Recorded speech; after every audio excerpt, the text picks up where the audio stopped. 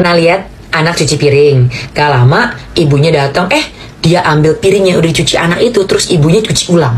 Udah gak apa-apa, ibu cuci lagi biar lebih bersih. Gak sedikit orang tua yang mengerjakan ulang yang sudah dikerjakan anak karena dirasa kurang sesuai dengan standar orang tuanya. Anak taruh sepatu di rak sepatu, bunda datang, dia rapihin ulang. Tiap kali seperti itu. Bayangkan kalau kita sudah kerjakan sesuatu, lalu ada temen yang selalu take over, selalu kerjain ulang kerjaan kita. Lama-lama apa yang kita pikir? Jalan kali lu aja yang kerjain, kalau gua kerjain juga gak pernah bener. Kita lama-lama jadi segan ngerjain apapun kalau ada dia kan. Sebagai orang tua, kita seringkali rasanya nggak tahan kan kalau lihat anak tuh ngebersihin sesuatu, ngelakuin sesuatu tapi masih kotor, masih berantakan. Nah, umumnya ada dua alasan kenapa anak kerjainnya tuh kurang bersih, kurang tuntas, kurang rapi. Dia memang udah kerjain sebisanya, tapi memang ada keterbatasan karena misalnya memang masih balita. Anak umur 3 tahun ngelipet selimut, ya pasti nggak akan serapih orang dewasa yang ngerjain.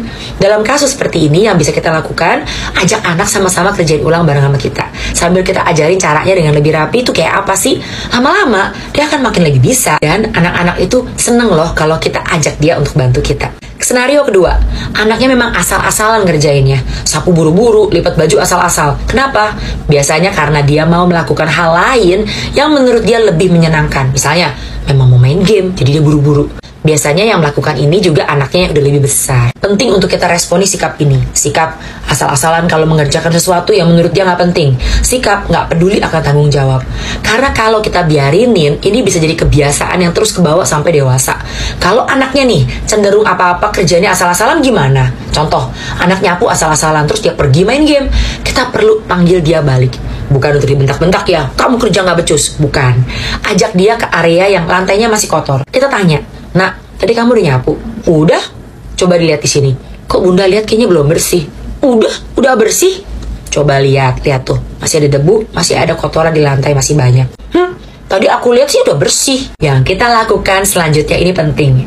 Hindari marah-marah, apalagi ngancem-ngancem pukul. Kita yang kerjakan ulang. Yang kita perlu lakukan dengan jelas, tegas. Minta anak kerjakan ulang. Dia yang kerjakan. "Kamu ambil lagi ya sapunya ya, dan sapu ulang biar bersih." Kalau kita kerjain apapun, kita perlu kerjain dengan tuntas dan beres. Kalau anaknya nolak gimana? "Aku kan tadi udah main game, tadi kan aku udah nyapu." Sekali lagi, yang jadi orang tua adalah kita. Yang menetapkan batasan adalah kita. Anak bisa aja merasa nggak mau ngerjain, tapi sebagai orang tua, kita tetap minta dia yang kerjain dan anak perlu nurut. Kalau anak aku sih bisa tantrum, dia pasti nolak. Kita gimana dong? Kasih waktu untuk dia tantrum, dia nangis. Kita bisa bawa dia ke kamar, ke tempat yang lebih sepi. Dia perlu di sana sampai dia bisa tenangin diri dia. Jangan dikasih nonton TV, jangan kasih dia main game ya. Kalau dia udah tenang, ajak dia ngomong. "Bunda mau kamu belajar kerjain sesuatu tuh sampai tuntas, nak." Kalau dia masih nangis gimana? Tunggu dia sampai tenang dulu. Bisa 20 menit, 30 menit. Ya udah, kita kasih dia waktu itu. Tapi intinya, dia harus kerjain ulang. Kalau aku jalankan prinsip yang selama ini aku terapkan ke 3 anak. B tidak terjadi kalau A belum dikerjakan. Mau main game, ini tidak terjadi kalau nyapu ulang belum dikerjain. Jadi nggak ada perdebatan. Dia mau main game, dia nolak, terserah. Yang penting kamu kerjain ulang. Kalau kamu belum kerjain ulang, kamu nggak bisa ngapa-ngapain yang lain. Mari kita ingat, anak akan cenderung melawan, menolak instruksi. Saat anak menolak yang kita minta dia kerjakan, yang dia sedang lakukan adalah menantang otoritas kita. Anak sedang memaksakan kemauan dia dan menjadi pengambil keputusan dalam keluarga. Kalau kita ikutin maunya dia apa, gak heran kalau anak akan semakin susah nurut. Dan gak sedikit orang tua yang akhirnya frustrasi, merasa perlu ancam, pukul untuk bikin anaknya nurut. Susah banget sih. Kan lebih gampang kalau gue aja yang udah nyapu dari awal. Beres toh.